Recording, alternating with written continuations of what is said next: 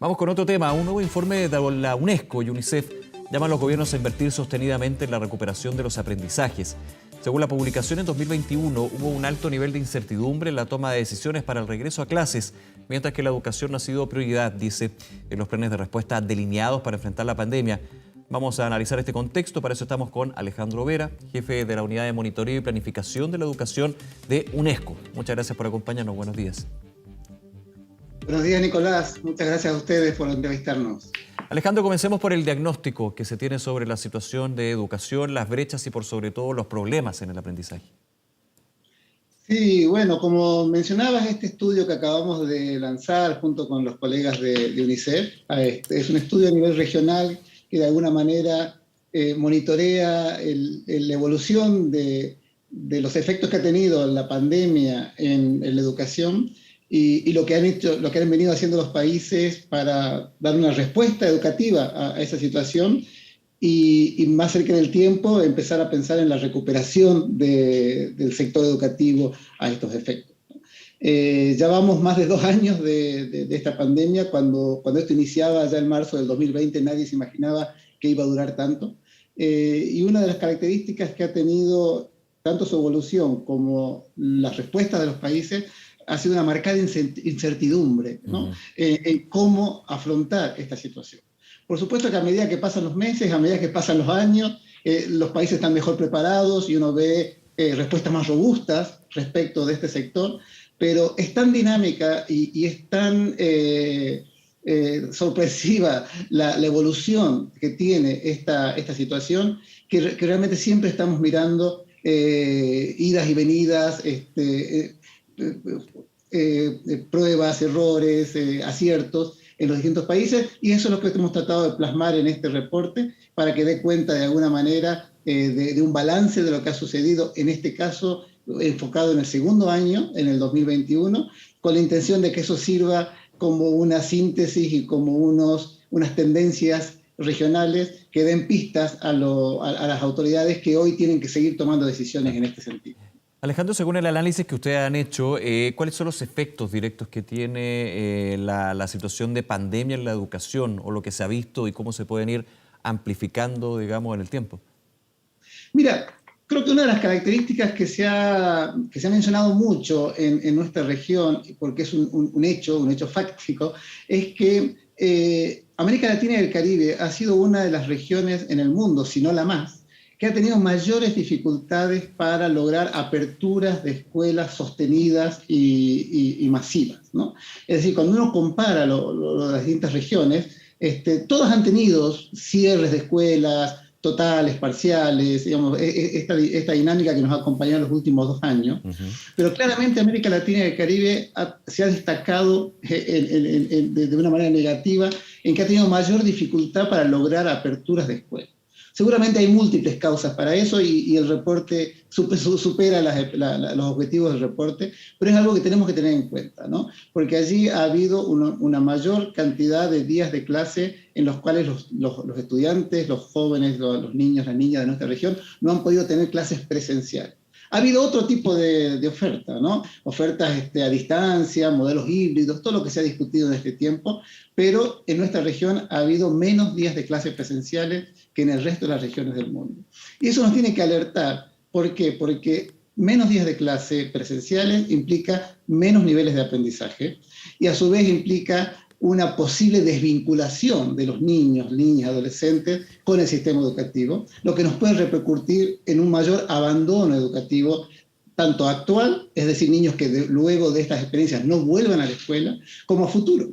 ¿Por qué? Porque esa desvinculación, esos aprendizajes menores van mellando las trayectorias educativas y esto nos puede acompañar durante un largo tiempo. Incluso si mañana se terminara la pandemia, si mañana decretamos el final de esta situación de emergencia y se volviera a una total normalidad escolar, seguramente durante años vamos a tener los efectos que ha provocado en esta generación esta interrupción de la educación, ¿no? Efectos en un menor aprendizaje y efectos en una mayor desvinculación que finalmente puede provocar la salida de algunos estudiantes del sistema educativo sin completar su educación en muchos países obligatoria, como es la primaria y la secundaria, y una interrupción de trayectorias educativas virtuosas, ¿no? Así que yo creo que esos han sido los principales impactos de la pandemia, sin desconocer muchos otros que por supuesto han emergido durante estos años, y me gustaría mencionar quizás el tema de la salud mental, de la salud socioemocional de los estudiantes, de los docentes, incluso de sus familias, que ha sido realmente un efecto negativo de esta pandemia que vamos a tener que atender, sí, claro, en los próximos años. Sí, a ver, este efecto educacional que describe Alejandro, te quiero hacer la pregunta, ¿se puede subsanar, se puede abordar exclusivamente con el regreso a la presencialidad, o también hay que considerar desde las políticas públicas de educación una transición, un reforzamiento? No sé qué concepto se ocuparía acá, digamos, pero me imagino que con el solo hecho de volver a clases presenciales, a lo que es el aula, la sala de clase, con todo lo que tuvo efecto en las cuarentenas, con la no posibilidad de clases presenciales, no se puede abordar desde ese punto de vista solamente, ¿no?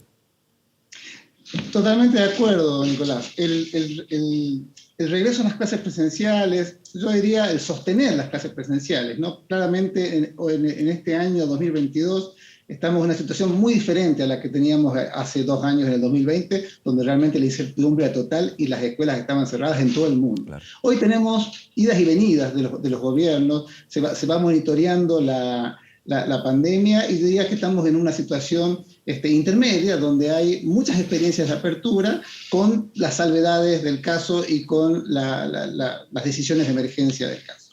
Pero en general los gobiernos están tendiendo a maximizar la presencia en las escuelas. Pero ese es como tú dices, ese es el primer paso. Uh-huh. O sea, necesitamos que los chicos vuelvan a la escuela, justamente para maximizar su experiencia de aprendizaje.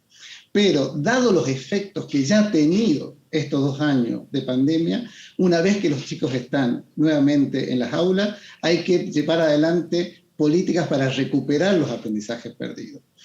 Y sobre todo teniendo en cuenta que esa dificultad, esa pérdida de aprendizaje no ha afectado a todos de igual manera. Las experiencias educativas de estos 2 años no han sido las mismas para todos los grupos, por lo cual hay que poner atención en aquellos estudiantes, en aquellos grupos poblacionales que han sufrido de mayor manera la pandemia.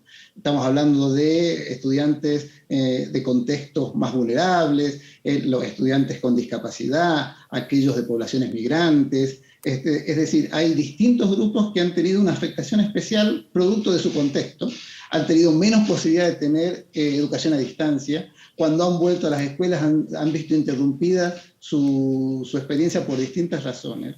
Entonces, esta situación de estos alumnos o de estos estudiantes es muy diferente de la de otros que quizás han tenido unas trayectorias mediadas por tecnologías, mediadas por programas a distancia, que ha podido de alguna manera soslayar esas pérdidas. Por lo cual es importante que los ministerios, en este caso el Ministerio de Educación y los gobiernos en general, pongan en marcha políticas fuertes de recuperación de esos aprendizajes y de asegurar la vinculación educativa que tienen estos estudiantes con sus establecimientos, con la educación, para evitarnos lo que decía hace unos minutos, la posibilidad de un abandono prematuro del sistema escolar. Uh-huh. Ahora, como UNESCO y en este estudio con UNICEF, este diagnóstico, Alejandro, se hace una mirada y también se entregan recomendaciones, y entre ellas es a los gobiernos de la región a invertir en educación. Quiero ir y profundizar en eso. ¿Invertir en qué? ¿En qué punto? Porque obviamente sabemos que lamentablemente en políticas públicas los recursos no son ilimitados, sí son ilimitadas las demandas y las necesidades, especialmente con los efectos que estamos hablando de la pandemia. ¿Hacia dónde debería invertir y, por sobre todo, enfocar lo que es el esfuerzo de los estados en este caso? Sí, bueno, lo que tú dices es totalmente cierto, ¿no? Los recursos son escasos, las demandas son ilimitadas y compiten entre ellas, ¿no? Y la pandemia ha sido un ejemplo de eso, porque apenas empezó esta emergencia, allá por el año 2020, realmente se han puesto muchos recursos públicos en la respuesta a esa pandemia, ¿no? Ha habido paquetes fiscales realmente importantes durante el año 2020, un poco menos en el 2021, para dar una respuesta a esta situación.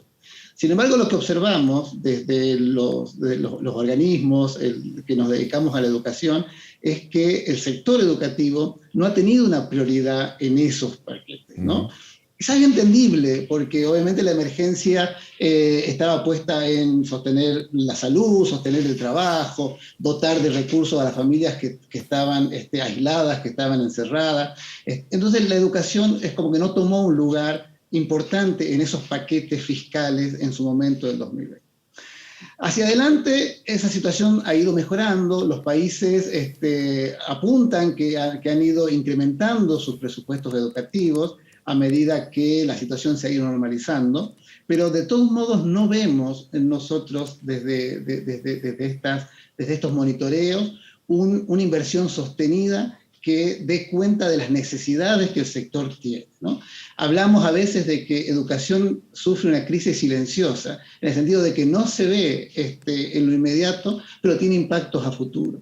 Con lo cual es importante que los gobiernos tomen conciencia de esa situación y equiparen la emergencia del sector educativo con quizás las de otros sectores. Y no como tú decías, no se trata de pelearnos por los recursos, pero sino de reconocer que en educación hace falta algunas inversiones para asegurarnos hacia adelante, revertir o al menos minimizar los impactos duros que está teniendo la pandemia en nuestros estudiantes y nuestros alumnos. ¿Dónde poner los recursos? Bueno, eso es como la bala de plata, ¿no? Sí. Realmente, digamos, hay sectores, desde los organismos como UNESCO, como UNICEF, podemos dar recomendaciones generales. Sin embargo, son los propios países los que conocen de mejor manera dónde están sus necesidades y dónde están los principales recursos que hay que sostener. Pero sin lugar a duda, la recuperación de los aprendizajes es un punto clave. Los docentes son otro factor clave para llevar adelante esta recuperación.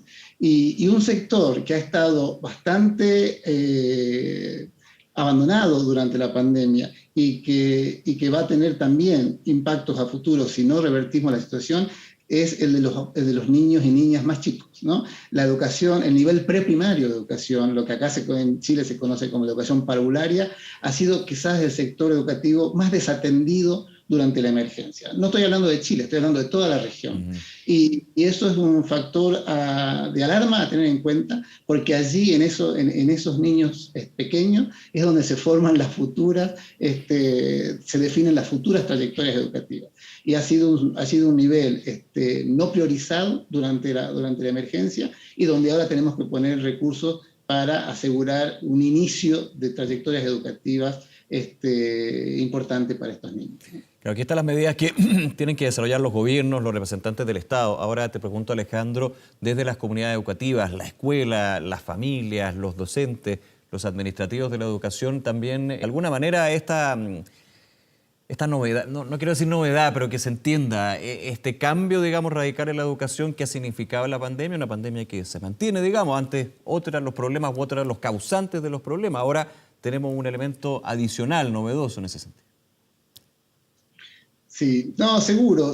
A ver, lo primero que tenemos que reconocer es que la comunidad educativa completa ha sido afectada por la pandemia, ¿no? La pandemia no solamente ha afectado a los estudiantes, ha afectado a los docentes, ha afectado a sus familias, ha afectado a los directivos. Es decir, la comunidad educativa completa, sus distintos actores han sido víctimas, por llamarlo de una manera, de esta situación, de esta emergencia que nos ha golpeado a todos. Con lo cual, las distintas políticas que tenemos que llevar adelante tienen que sostener y tienen que acompañar a esos distintos actores. Así como tenemos que tener políticas para acompañar a los estudiantes en sus trayectorias, tenemos que tener políticas para acompañar a los docentes en su trabajo y a los distintos actores de la comunidad. Ahora bien, como tú dices, la escuela que hoy vemos, la escuela que se ha conformado, no es la misma que hace 2 años, ¿no?